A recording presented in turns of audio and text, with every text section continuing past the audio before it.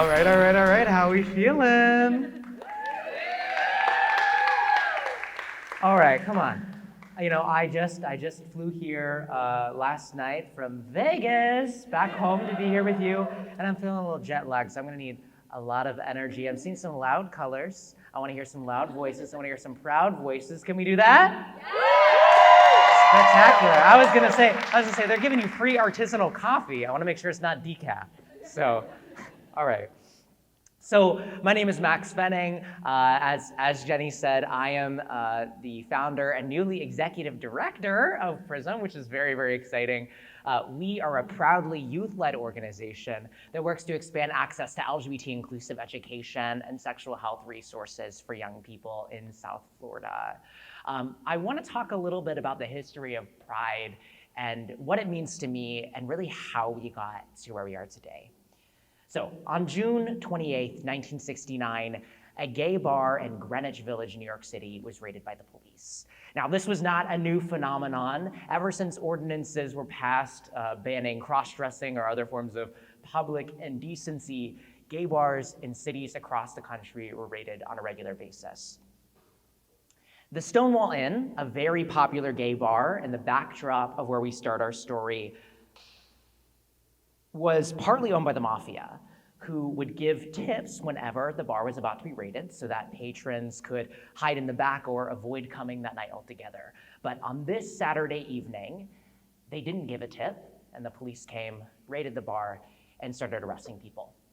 One of these people was a black butch lesbian drag king named Stormy DeLarvery. As she was being pressed up against a cop car, she yelled, "Why don't you guys do something?" Chaos ensued. People started throwing coins, bottles, bricks. For 5 straight days, a growing crowd rioted in the streets at this gay bar in Christopher Street and Manhattan. And they were supported by members of the community who gave them food and water to support their efforts. People who had been relegated to the margins, many trans women of color like Marsha P. Johnson and Sylvia Rivera, became icons as they pushed back against the people who had pushed them to this moment of reckoning. On June 28, 1969, a dam broke. This was the moment that kicked off the LGBT civil rights movement. Now, there have been protests for LGBT rights before, obviously, but more often than not, they were just gay men in suits with picket signs walking sullenly down the street in boring gray. To be treated as equal, they reasoned they needed to be seen as just like everybody else. But nearing the 1-year anniversary of the Stonewall riots in 1970, the people of Christopher Street had a different opinion. For too long, they had been made to feel like they were unworthy of freedom, like they were something less than human. They had been made to feel that in order to be accepted, in order to win this fight, they had to change the very thing they were fighting for acceptance for, themselves.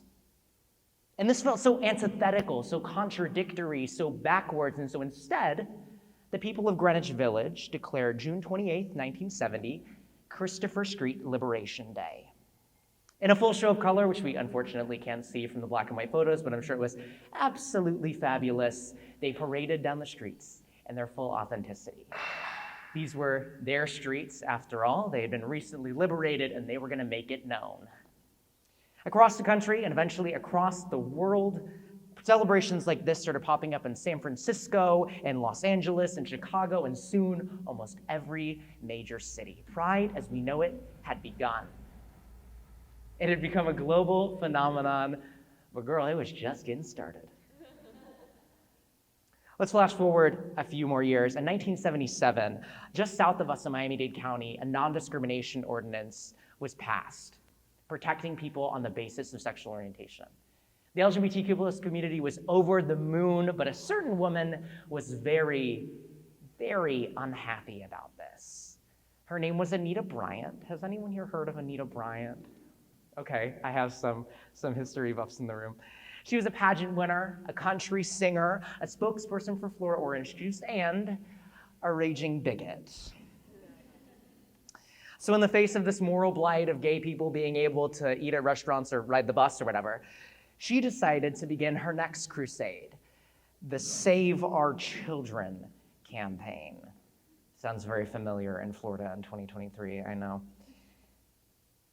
In her words, homosexuals cannot reproduce, so they must recruit. And nobody was recruiting Anita Bryant's kids with the gay agenda if she had anything to do with it. But the LGBTQ plus community was not going to be snuffed out either if we had anything to do with it, and thus the orange juice boycotts began. Bold, grungy stickers telling people to boycott Florida orange juice were plastered across every neighborhood in America. Flyers littered the streets and doors.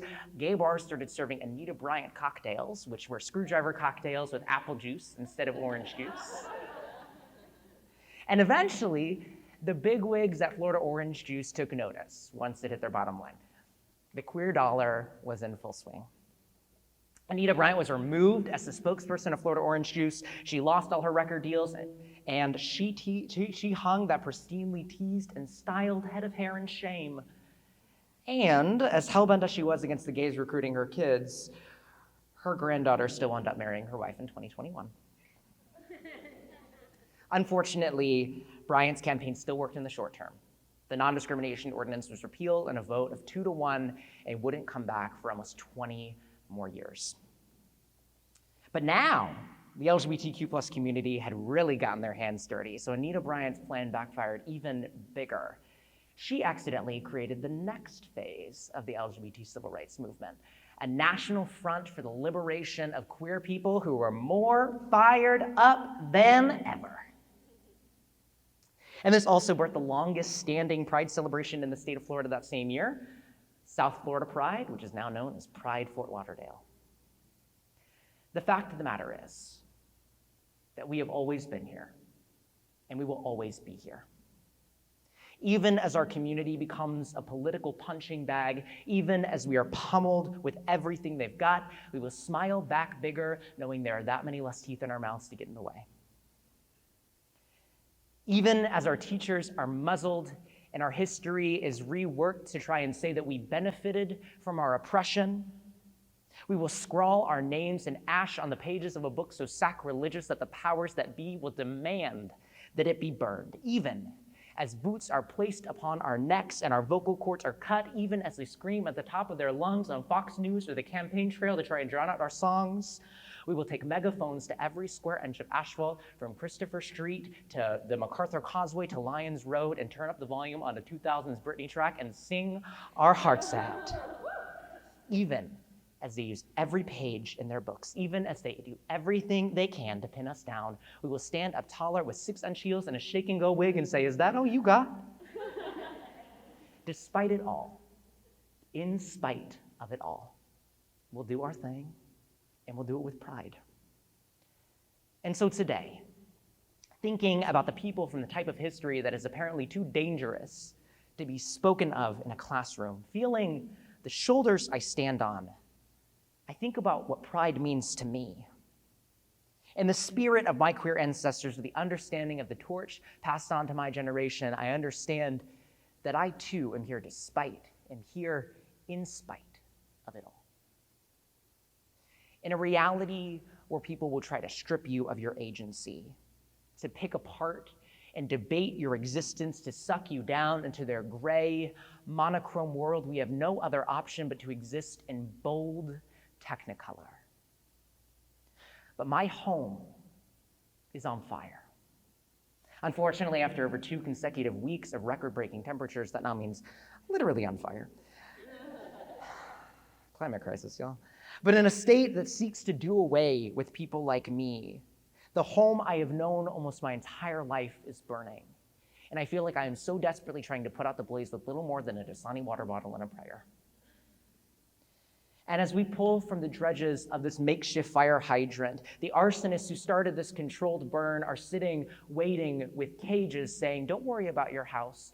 We have a new one just for you. If you'll just twist and contort yourself into fit yourself inside, if you'll just nip and tuck the very shape of you into one that we like, one that makes us comfortable, you won't need to worry about those flames anymore." But rather than shrink into the little boxes and cages and coffins that they build for us, we choose to grow bigger than ourselves. We make it clear, we make it easy to say, sorry, I don't fit, and nor do I want to. We make damn sure it's obvious, it's visible, there is no doubt in anyone's mind that no amount of squeezing or bending or breaking will accomplish the insurmountable feat of containing us. As creatives, it is almost our responsibility to have pride. Pride in our work, pride in our accomplishments, pride in our ideas, pride in ourselves. It is the ability of the creative mind to go where no one else dares to. It is our refusal to keep ourselves within the confines of those black and white boxes. It is our gall. It is our gumption. It is our audacity to simply say, what if? That drives us to greener pastures and a better world. If the people who dreamt of a better world were not prideful enough, were not sure enough of themselves, to demand that that dream become our reality, it would be trapped within the confines of our boundless imagination. And what a sorry state we'd be in. Marsha P. Johnson, I mentioned her earlier, a trans woman of color, a drag queen, one of those icons of the Stonewall riots. Does anyone want to guess what the P stands for?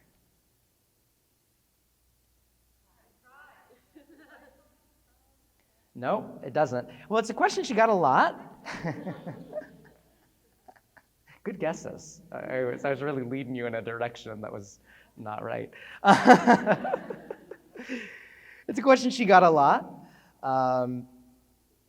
largely because everybody wanted to figure out if she was really just a man in disguise, and they assumed that the clue would lie somewhere in that middle initial, so they asked her relentlessly.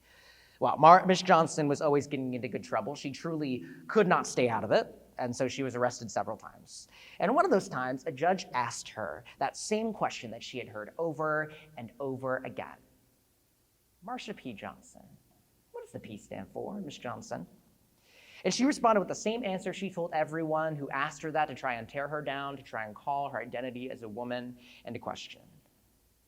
Pay it no mind. Marsha, pay it no mind, Johnson. You see, pride by nature refuses to be contained. That's why it's so powerful. That's how it fuels our collective fight for liberation. In pride, there will be no compromise, no room for coaxing or prodding. There will be no debate over whether or not we have the right to love, to live, to exist as we are. We simply will. And we will not apologize, and you will simply mind the business that pays you. I want to close with a quote from one of my staff members, Sarah Brusso, our outgoing content creation director, who oversees the monumentous operation of dozens of people working to tell stories like these online, where young people increasingly turn to for support when it's stripped from their schools.